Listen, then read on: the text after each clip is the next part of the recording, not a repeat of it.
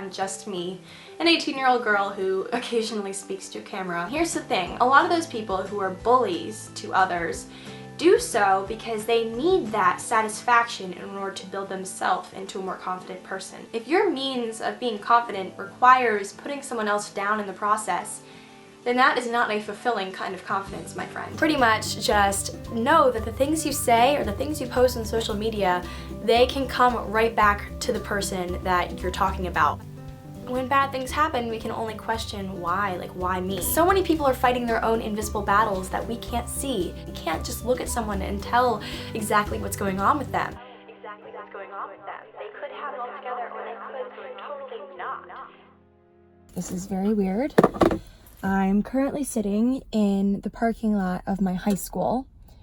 My foot is still on the brake. I need to remember how to drive a car. Can you tell I live in New York now? So I'm sitting here in the parking lot of my old high school, and my old high school was rebuilt. So where the school was initially, it was knocked down, and then a parking lot was built in its place, and the school was built where the parking lot used to be. Does that make sense?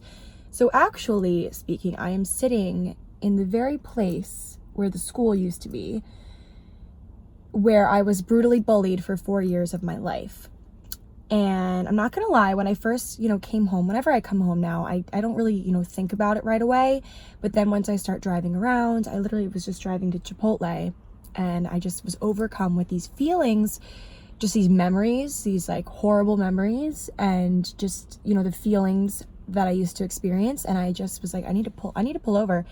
I need to go back to where it all began, which is right here where I'm sitting right now. I believe this very spot was the cafeteria, which is where the majority of all of everything played out. Somehow through it all, I remained very optimistic, and I think the only thing that really got me through everything was picturing how my future would be and how far, far away I would get from this place, which ultimately I did. As you guys know, I live in New York City now, and I'm very, very beyond all of this, everything.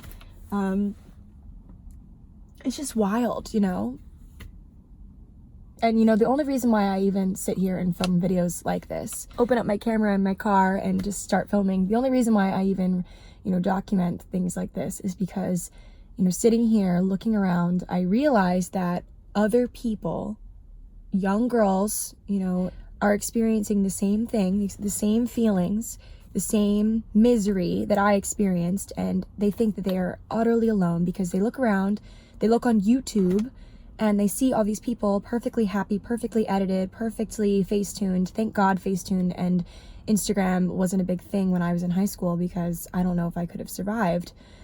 I just can't imagine thinking that if I don't tell anyone, the details of what happened to me, that other people go through this and they think that they are the only person in the entire world that experiences feelings like this, and, now when I was living it, I honestly kind of thought, I didn't think that I was normal per se. I thought I was kind of a freak, but I also didn't think that what I was going through was such a big deal. I kind of thought it was something that I just, I deserved, that I was weird or something and I deserved it. But I didn't deserve it, obviously, because no one deserves to be made fun of on a daily basis. No one deserves to be the subject, the subject of people talking behind closed doors. And I would sit at the lunch table at the cafeteria knowing people were talking about me. I would see them do it. I would, see people mocking me. And I guess the only reason why I was bullied was because I decided that I wanted to be a little bit different. I was a sophomore in college the first time that I openly, came out and said that I had been bullied in high school. Up until then, I was nervous. I didn't want my new friends in college to think that I was, lame or that I, was weird or something. And so I hid it from the world and from my parents. No one knew, literally no one knew. I didn't know that I was being bullied because honestly, it was the type of bullying that wasn't stuffing people into lockers or anything like that. I think movies get it wrong because it was the kind of bullying where my skin would just crawl every time I walked into the school because I knew I could just feel that people were talking about me. I would go into the bathroom and there would be things written. And guys, it was just so weird.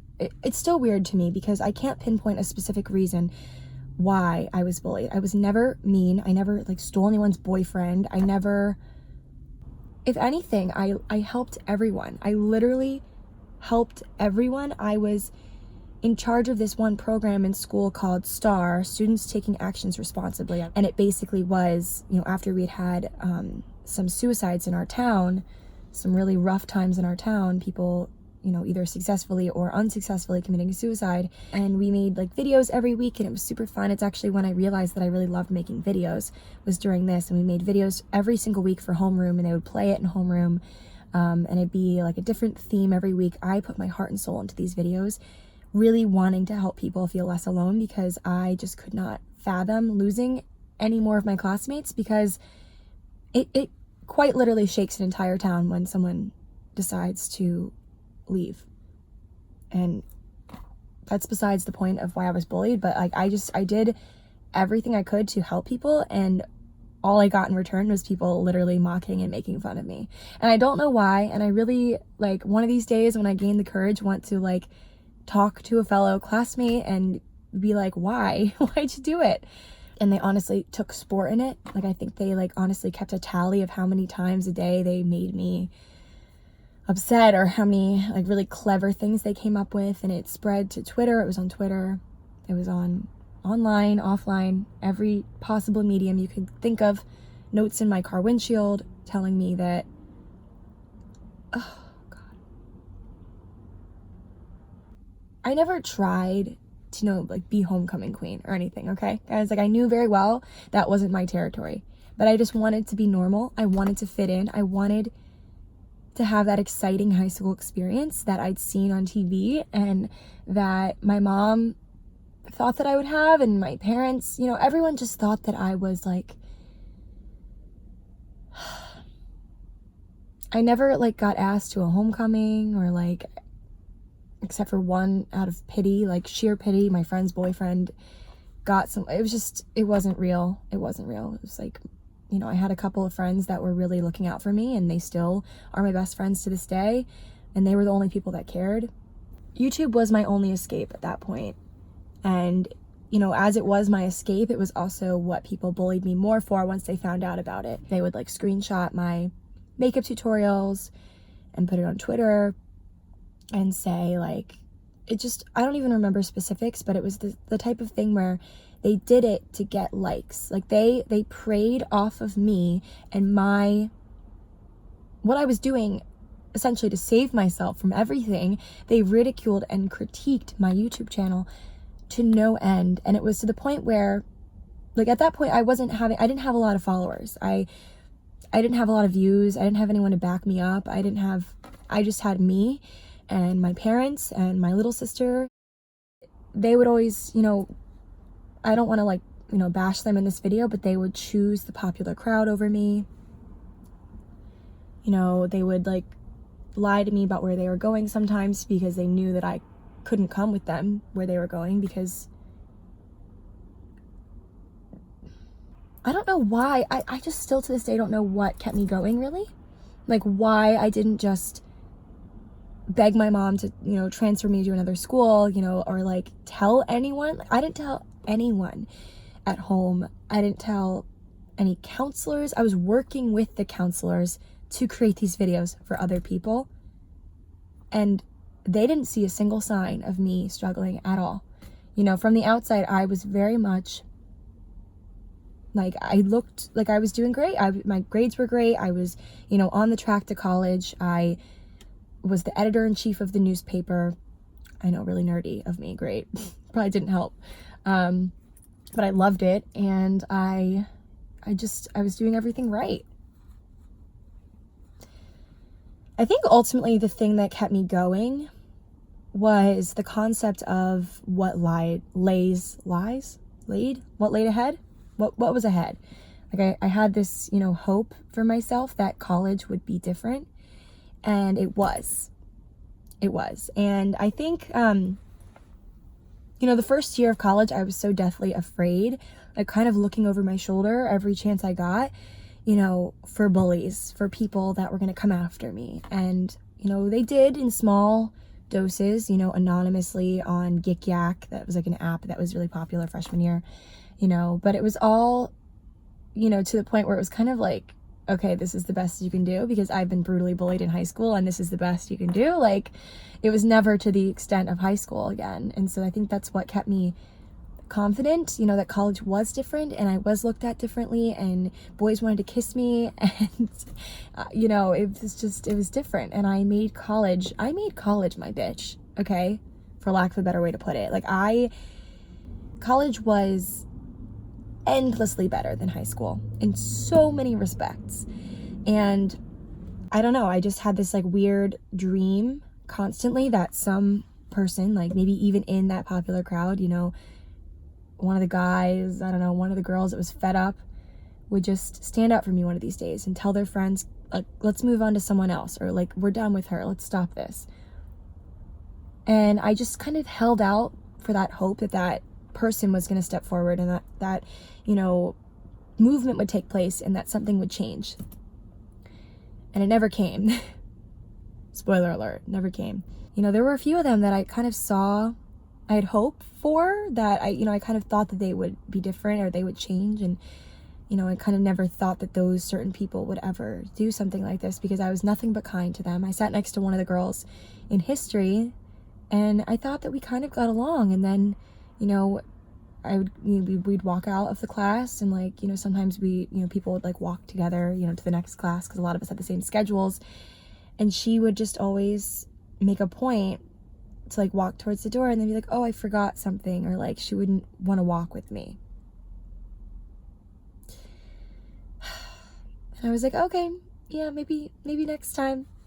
And I just kept having faith for those people. And I think that's like a very good quality that I still am happy that I have, that I forgive and I have this, you know, this open, what's the word? It's like I have this positivity that can't be extinguished easily. And ultimately, I gave up on those people. Ultimately, I just, you know, I walked alone and I at some point, I think, guys, you have to know when to give up on people. That's something I've learned. You know, not every person is going to be a good person. And you're not always going to be a good person. Sometimes you're going to be a bad person. Sometimes you're going to be the person that's bullying. The energy that took place in me junior and senior year, I just had this crazy energy and hunger for content. Like, I loved making content. I would lock myself in my room for hours at a time. My parents thought I was absolutely whack, and I would just pump out YouTube video after YouTube video. I would be writing in my journal furiously. I would just be creating. And I think that creating and making things is what saved me from all of this bullshit. And I think sometimes, guys, also, you have to choose to be something other than the victim. You know, I thought that ultimately someone would stand up for me, but at the end of the day, I stood up for myself. And I didn't make like some, you know, bold declaration at the lunch table, and I didn't, you know, go, you know, to my bullies and say like, screw you, and I didn't make any like bold movements or declarations, but what I did was I chose to be bigger than all of those stupid people. Like, I decided to be a bigger person, and it was not without struggle. It was not without me, you know, going to every homecoming dance alone and sitting at the table, the reject table where everyone sat when they didn't have someone to dance with, and thinking, you know, why me? Like, it was not without that. It was not without blemish. It was not without, you know, me getting really worked up and, you know, leaving school and sitting in my car, banging on my steering wheel, like, just so pissed, you know, that they were ruining high school for me. High school could have been something so different for me, and it wasn't because of those stupid bitches. Sorry for cursing, but what they couldn't ruin were those years of my life. Like, they ruined the high school experience for me, yes, but they didn't ruin those years of my life. I would assume it's like maybe age 15 through 18, I guess. Those years of my life although they were not spent, you know, in the typical high school fashion of loving life, they were spent creating so much and also experiencing so much that I would later, even to this day, pour into my work. You know, all of those feelings, everything that I experienced during that time, I now use in everything that I create to this day. Every podcast that I make, every piece of content that I create has a little bit of that energy, that scared girl.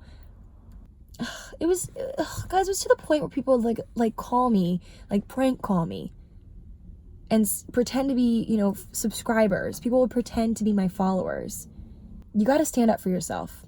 And if that means, you know, creating content when you're ridiculed for it, or, you know, doing whatever it is that people mock to the best of your ability, like, do it. Guys, I've been invited to hang out with them.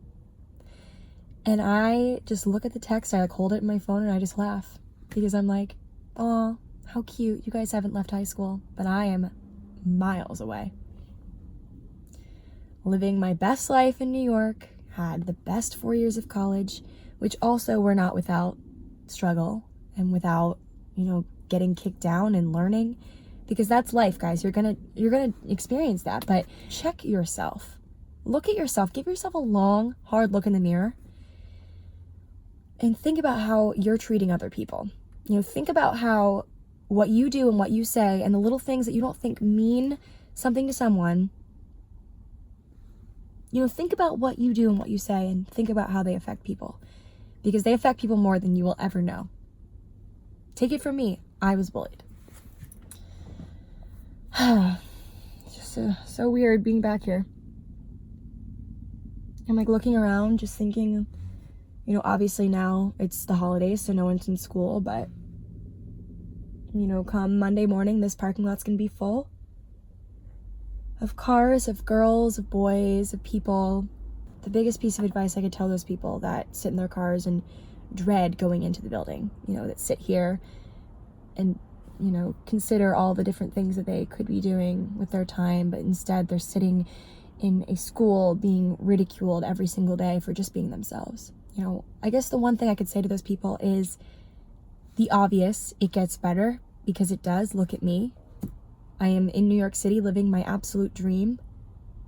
Still learning, but doing a lot better than I was when I was in this exact spot. Like, yes, you can't completely, you know, stop people from bullying you. Like, oftentimes if you try to stop them, they'll do one more, one up, and they'll just bully you harder. But I think that it's all in your mind, you know, the mentality. Instead of, you know, being really down on myself with every single little thing that they did, it almost kind of, in a weird way, inspired me to just create different kinds of content, to be honest. Like, everything they did, all their bullying just made itself into content in a way. And it still does to this day. And I'm not going to say that I'm thankful that I was bullied, because, like, who the heck in their right mind would ever say that? But I'm happy that it has made me into this person, because I like this person. I like this person a lot. And there's no way in hell this person is ever going to let anyone else pick on me. It gets better. You know, high school is just 4 years. College, even if you're struggling in college is just 4 years. But the rest of your life, that's way more than all of it put together. You know, you're in school, in high school and college for 8 years. That's only 8 years in comparison to how much life you have to live. So, yeah, school sucks. It does. But cheers to everything that lies beyond that, because there's so much.